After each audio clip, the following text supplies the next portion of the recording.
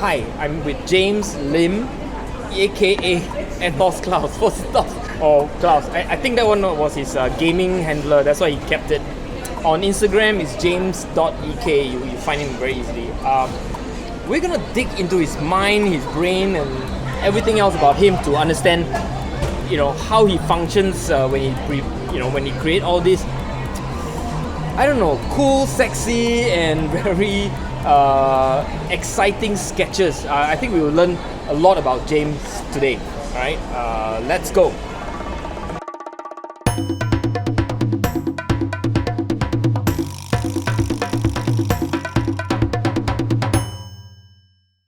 Hi Whee Teck, thanks for having me today. I'm so happy to be here and to share, to answer whatever questions you throw at me. Okay, we'll start very easy. First one is, who are you? Who is James? Okay, so I'm James, James.EK, as Whee Teck introduced earlier. So I was an animator. I was based in Malaysia. Probably I came to Singapore since 8 years ago and work as a designer here. Alright, so I was an animator in KL, I think probably around 8 to 10 years ago. And was it a cartoon animator or company animator? What sort of animation so it's a 2D cartoon animation company, right? And we do a lot of dealings with foreign networks like Cartoon Network, right? And some Spanish channels and. I see. So they were all cartoon animation, right? Yes, yes. Cartoon is not quite the right word. Animation. Yeah, animation. Yeah, correct. Yeah. That's Did right. you do any Japanese anime or no? It's so more. No, it's all it's a US kind of flash-based flash toon stuff. So, I see. Okay. Like Johnny Bravo, Okay. Pet Squad, things like that. Okay. Yeah. All right. I'll go and look those up. I think that'll be interesting. Okay. Okay. Right. So those were how you started. How did you end up in Singapore? So I got married.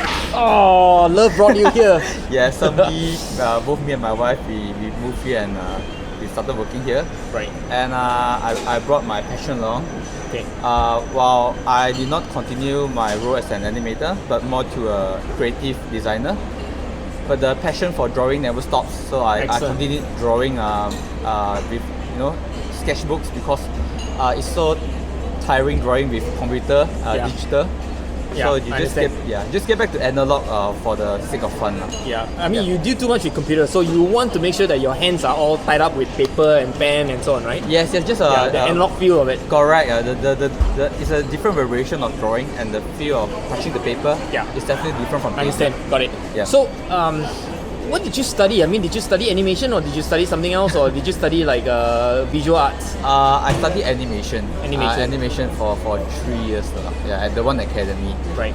So animation is your foundation, but now it's still work, but you're more on the creative side. Yes, that's right. And your hobby, sketching, is just hobby, right? Yes, correct. Yes. Okay, let's talk about who you are in the sketching world. Who are you in the sketching world? Oh wow. I'm just a regular member of Urban Sketches Singapore. Very humble. And I've joined them since I think 5 years ago. 5 years ago, since the Urban Sketching Symposium. Right. Actually, that was the first time where I joined Urban Sketches and know about them for the first 2016. time. Yes, 2016. That's right. Yeah. That's right. In fact, that was actually 2 to 3 years after I settled in Singapore, so it's not immediately I pick up sketching when I'm here.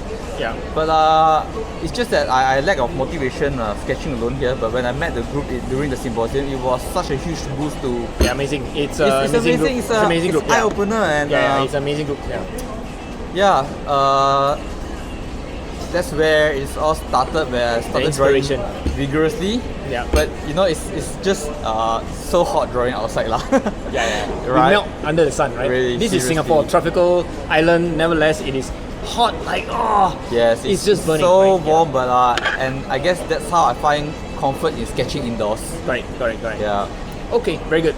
So James, I'm going to ask you next. What motivates you? What is your motivation for art? Okay, that's a very important question for me. Okay. Oh wow, that's such a very deep question. In fact, I guess probably all the artists we have a similar answer where we have this innate talent that is found by our parents since young, and then we were sent to drawing class, and it's just that either we continue from there, took it off, or we stopped doing halfway. Yeah. So I think for most of us we continued, and when we hit to a secondary or tertiary education, there were different paths were taken by different artists doing different stuff. So for me, I love animation. I love cartoons. So my love for moving drawings started from there. That's why I took animation. But when it comes to sketching, my inspiration is always tied with the animation foundation, where the colors is always vibrant, sharp, and we always have I love your colors. It is so sweet that I could kill over with so much sugar, right? But we'll see in a while. But Yeah. But don't distract them. The question that I have is really, in terms of the motivation, right? Why those colors? Why? Okay. Because I think of it. How to say? Okay. So it's different from urban sketching. It's a different palette from drawing. Right. Urban So you sketching use a and different food. palette.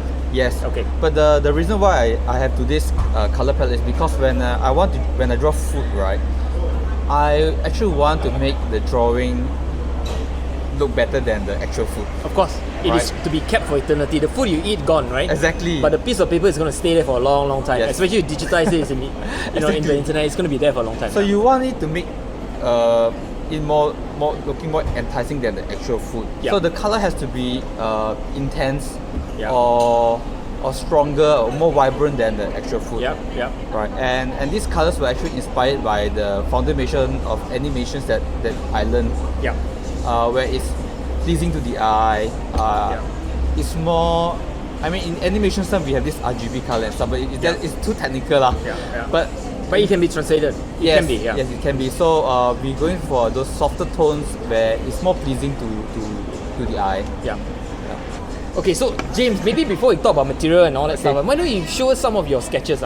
Just flick through some of your sketchbook for us, and and it might be interesting for us to see what how they look like. So if you lift it up a little bit, and excellent, a little bit high, excellent, Alright. So walk us through some of these sketches that you have. So lately I've been doing a lot of hawker sketches, right? I have been into food for a very long time, drawing food.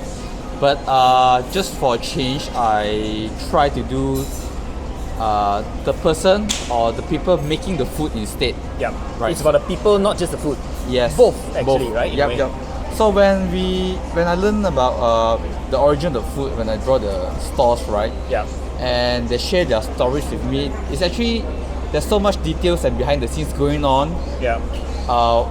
When the food is presented upon you. So there's so much history and food going behind that we took it for granted lah. Yeah. Don't just look at the food, but think about the history, the people. No, before you move on, I want to ask something. Sure. Usually, right, an urban sketcher will look at a food and sketch a food, or they don't think so much about the food preparer. They don't think about the history or the thing that goes behind it. But what you're saying is very important, and I want to nail it there. Alright. You are focusing on the humanity of it. Right? And it's actually quite deep because you're thinking about a person, you're thinking about the history, the context, the legacy, the more than just the noodle and the soup broth, right? Yes. And that is the whole thing you're trying to put together in a sketch, if you can. Yeah, if I can. I mean, as a foodie and a sketcher, right? That's the objective lah. Yes, good. Right. Because after drawing a while, right, you try to get to the bottom of what you're actually drawing. Yeah. And the value of what you're actually doing. Instead of just understanding what is in front of you. Yeah. Excellent. Got it. So not only that. Yep. So from drawing the food, we also try to understand like the ingredients of it, and how does where does this cuisine come from, and why does they use this kind of ingredients. Everything will just match up once you understand the whole thing of it. Yep. Yeah. And more. So actually, it's the same like when I sketch people in the urban sketching scene. I'm always asking myself, is there a couple? Are they in love? Or are they arguing? Is there a father or mother? Or is there a dog? What is going on? Do they have a good relationship? They don't seem to be talking to each other. So maybe I gotta capture a little bit of the disjointed. Yes. All these are important observation, right? Yes. People watching is a very good hobby actually. You all share that. Okay. Yeah. Okay. Keep going. Right. Yeah, So alright. that's more like you made personality out of those sketches as well. So. Yeah. Okay. Any other story to tell from here? Let me see. Well, I do have a lot of food sketching. So, like even behind the scenes, I try to understand like the origin of the food and why does it beef rendang, right? Why does it come in this form? Yep. And then the Japanese ramen, the beef rendang. You love Japanese. Every time you organize cafe, it's like okay, half the time are in Japanese. Yeah. Well, because Japanese serves cold food. Yeah. So it's relatively Actually, that's easy. a very interesting point. It allows you to sketch for longer before you have, or Yes, correct. something like ice cream would melt, Yeah. or the hot food will become cold, right? So it's not Yes. nice. But Japanese serve it cold, so you can continue to it's not sketch, right? finished. Yeah. So that's about it, Okay, excellent. So James, I think I'm interested in to see your. I'm sure you have a lot of material, right? But Yes, tell us yes. about your sketching materials. What do you Alright. use to sketch? Do you want me to share my sketchbook as Yeah, well? sketchbook and first with sketchbook, the papers. Alright, so I carry a bag, right? Like my porter's bag. So Yeah. everything is Inside. one bag. And to fit this bag, there's only a couple of sizes of sketchbook available. But my current favorite would be this one. Yep, Heinemüller. Yeah, Heinemüller A5 watercolor sketchbook. Yeah, I use that as well. It's really, really good. Yeah, so it's very light. It's not too thick where it's hard to finish. Yeah. The size is good. Well, I for- swear by steamer and burn, but then I also like this a lot. Yeah. One more thing is because I use pen a lot, right? So the texture of the paper is not too rough, but it's at the same Cold time. press. Yeah, a little cold press. bit, a little bit more cold press. Yeah. Yeah, so it's not very smooth, but it's still smoother. There's texture. Than, Yeah, understand. that's cool. So I recommend this book. Okay. Yeah. And for watercolor, I currently using Keldon's watercolor. Singapore brand. Singapore brand, yeah. So, Excellent. So they just Please support local. yeah, go local. Yes. So lately, they came out I think sometime last year, but they have a different tone. So what I have here today is got the urban tone, but the color is pretty soft and sweet. So Yeah. Almost pastel. yeah, they have pastel tones as well, but I Okay. didn't get that yet. So it actually comes with 1, 2, 3, 4, 5, 6, 12 colors, but I added 2 colors on my own. Okay. For people and orangey stuff Right. lah. Okay, so maybe a bit on the people side. What are the people color that you use? The 2 colors there, do you remember? I can't remember the exact name of the colors, but it's actually a peach and a eggshell color. Okay. Yeah. It's basically a bit of a opaque yellow. Yes. Opaque correct. yellow and Yeah, a bit of a tinted red or Yes. orange, right? Yes, red. Yeah. Okay, got it. correct. Yeah. It's almost pinkish lah, but I forgot the name. Okay, it's yeah. okay. Yeah. Yeah, so that's about it. So this palette is the size is quite good as well. It's like a makeup pouch lah. I believe all Yes, we all have a. all sketch artists will have something similar to this. Yes, we all have a similar setup. Small bag, all the stuff packed into it, right? Yeah, just different brands like that. This Yeah, different shows your self-preference. So for pens, I always go for Faber-Castells. Yep. These are Faber-Castell Pit Artist pens. What are the sizes you use? When you buy it come in a, Like in a set. right? So there's actually 4 sizes, but I didn't bring the last one out. But Okay. So fine, broad, all the way. So there's a fine, small, medium, Medium. and a brush. Right. So you get all the set, right? Yeah. basically? So it's just these four sizes. Okay. For highlights, I use this Signal Yes, Broad White. I love that one too. Yes. Yeah, this is awesome. This is like the unicorn pen of the Everybody art go this community, way. man. Everybody use Yeah. that. Yes. Right. So water brush for Yeah. convenience.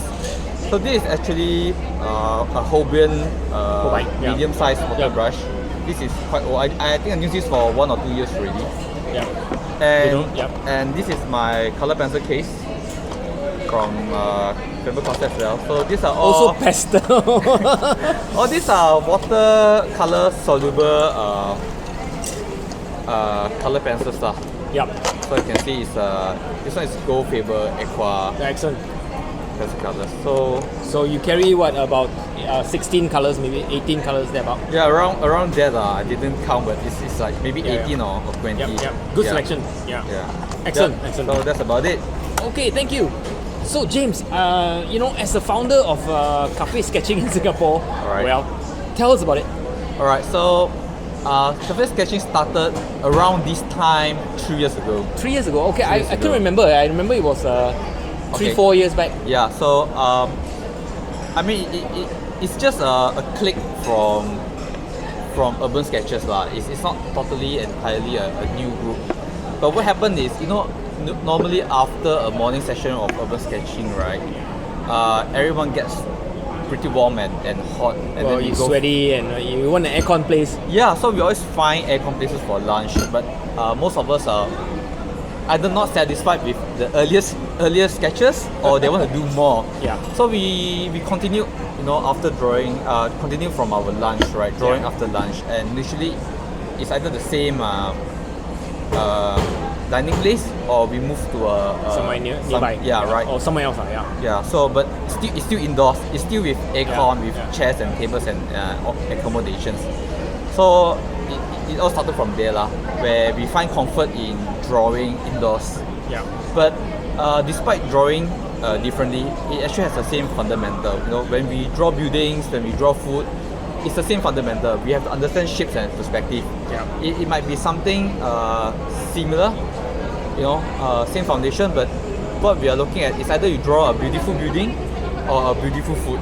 Yeah. Yeah. Yeah. So that's how it kind of evolved from necessity after urban sketching to aircon necessity. yes, right? that's right. Yeah. It's maximum comfort. I think it's a big group now. How big is the group? I think a few hundred people, maybe 400-500. Yes, in our Facebook group, there's around almost 400 people already. Whoa. But most of them are just passerbys. I wouldn't say passerbys online terms. Onlookers. Audience, yeah. They just enjoy looking what we do, or they're just curious. Because we have a lot of online exposures up to now. Yeah. We have been working with Toastbox or some other NGOs and other, some competition, some sponsorship. Yeah, a lot of those very lately. interesting stuff. Yeah. Well, hopefully after COVID we can do a bit more of that. Now it's kind of slowed down. Yeah, a bit, everything rightly is so. hotter lah. Yeah. Yeah. Okay, thank you for that. So James, I'm actually very interested about your process, what goes through your head when you're thinking about art, especially when you're looking at something and then you start sketching. Maybe you want to walk us through one of your sketch and how you start. What goes through your head? Alright, that's a very interesting question. So let me just find a food. Okay, maybe let's talk about this beef rendang, right? So before I start, right, there's actually there's a 3-step process to plan this drawing. First of all is to understand the shape that it comes with. So I normally start with color pencil to block out the shape and the details of it. That's the first thing. So broad shape first, right? Yes, broad shape first. Always broad shape first. Okay. Secondly is when we plan for the colors, we try to see if we can get any complementary colors or Color scheme. yes, complementary or Triadic. Yeah, or triadic. analogous. exactly. Wow, all the terms just don't flow in everything in my mind now. You get started. So I have a video on those, so it's actually in my head. okay. But yeah, okay. Yeah. So So I can see all the analogous colors and I can see a bit of the complementary red and green. yes. And the analogous around the orange to red range or purple, right? I can see. Right. So yeah, that's how can So even as a chef, you try to make your food interesting, right? Yeah. And you have to learn all these color schemes, like the leafy greens from curry leaf or your coriander with the chili padi, Yeah. and orangey red rendang with a purple shadow. Yeah. So these are the few thoughts that it's commonly used in what I always do. Like it's very common. Even in animation, I think that's what people do. yes, right? yes. Shadows, purple Just to be shadow. eye catching, and of course you have to capture the highlights after. I think the highlights and the shadow is what makes the thing come alive lah. 3 dimension. Yes. Yeah. So Right. let me rephrase that. Highlight shadows are what makes it pop. Yes, that's right. Absolutely, That's right? right. And so, if you're beginning sketch, you got to remember, learn shadow, learn highlight, learn the broad shape, not the detail, learn complementary colors. Yeah, what else? All That's it. these That's are the pretty much it, basic. right? Yeah, The basic, correct. And lastly, for my style, I like to add, all these color blotches around the food. Yeah. It kind of represent like, the steam and the flavors that we smell or taste afterwards. Just to remind me how it tastes like when I browse my sketches back. Excellent. Yeah. Got it. That's an excellent way of looking at it. So how do you know when you're done? Sketches are always never done. It's only just keep abandoned. going, right? Sketches is always only abandoned and it's never done. But I know when it's done when the subject look alright. Yeah. When the outlines is crisp, the color is vibrant, and we try not to overdo everything. Yeah. But when when I'm done with a piece, right, I try to add a bit of color pencil lines, just okay. to make it look sketchy. Yeah. Actually, it's inspired by Don Lo lah. Yes, we all have a lot of inspiration Yes. of Don Lo, yes. But I love the use of color pencils because it complements the colors that I use in the watercolors. So color pencil lasts usually, but that's like Yes. additional or just, you've already done your highlight, you've done your shadows. Yes, it's just correct. touches of colors pencil, right? Yes, like you said earlier, line bring forms. Yeah. So this reinforce the contours and the shape of the Yeah. drawing lah. So to break it down, basically, for beginners out there, the lines are what help the eye to see the form, the three-dimensional form. Because you're drawing on a two-dimensional piece of paper. Lines give the three-dimensional sense, right? In a sense, right? If I Yes. look at that, I can see the bulging and the lines are trying to follow the three-dimensional beef. Yeah, the and fiber of the meat. The fiber of the meat. Yes. Right? Yeah, that's very, very important. All right, thank you for that. And a bit more on the thinking part, right? Sure. When you're looking at this beef rendang, did you struggle with anything? Not really. But I think every piece has a different challenge. Yeah. So most of the struggle with food is overlapping of colors, Yeah. or especially if your food is too much of a single tone. Yeah. Like So what do you do when you single tone? okay, so you really have to bump up the contrast of let's say a chocolate cake, right? So there's a very strong, vibrant beige chocolate tone and a very dark chocolate tone. Right. So two tones already, Two tones, right? You right. can notice that. Yeah. And you have Observe to throw in the white highlights and even a sheen. a sheen of it, right? Yep. And the other important factor about shadow is I always try to make there's 2 layers of shadow color, if you notice. Soften the border between white and the shadow itself, right? Yes, that is one. Buffering. And another one is when we are drawing outside, right? If you notice, like in The the shadow is we have, never hard. It's always soft. Yeah. There's always a multiple light source. Correct. So there's always 2 shadows overlapping. Yes. And this also gives you another layer of realism. Yeah. Absolutely. Love it. But what are your strengths? And looking at this, right, what would you say is like, what is the James signature? My signature would be having these bold outlines of the subject Right. and finer lines with him for the details, plus strong vibrant colors of the subject and the color background. Yeah. That's very James. Yeah. Oh, and you also mentioned the sweet pastel colors. Yes. Sweet. So much sugar that you could just ooze out that's all this. right. Excellent, Yeah, right? That's yeah. the front row. Excellent. It's really that's right, around. yeah. Thank you. What is your process? What is your your day-to-day schedule, or what's some kind of schedule for art, James? To me, I think drawing is a stress relief hobby. Aside from being passionate about it, but I try to draw at least twice a week, regardless urban sketching, cafe sketching, or people sketching. But I think twice a week is a good duration of practices that we all need, at the least minimum lah. Okay, so when I don't have the time to draw at home or in cafes, right, I do people sketching like Whee Teck, right? I do it during transit. Like, Wow. So MRT rides. Yes, between MRT rides, Beautiful sketches, James. there's a lot. So you just try different medium, different ways, different methods. Yeah. But it's all good practices. It's more about training your observation skills and how do you translate it on paper within the time frame given. But, Yep. but yeah. And just small touches of red to highlight where the blood's on the surface of the skin. yeah, it's just It's a very interesting note. Yeah.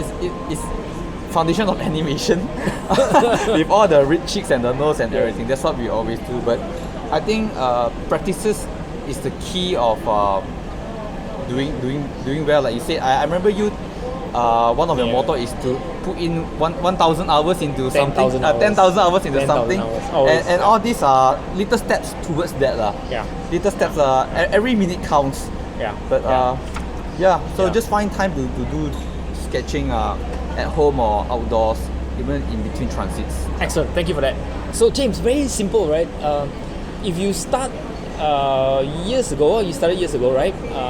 What would be your advice today for your young James? Okay, so 10 years ago, okay, I'm 34 this year. 10 years ago, you were 24. 24, it was the year where I think I started enjoying drinking coffee. So, Horrible sin. Yes. so you should drink more. For a start, you should drink more long black, right? Yes. Coffee gives you, I think it sparks your creativity Yeah. kicking in the morning actually. For me, it does actually. Exactly. I think it's very important.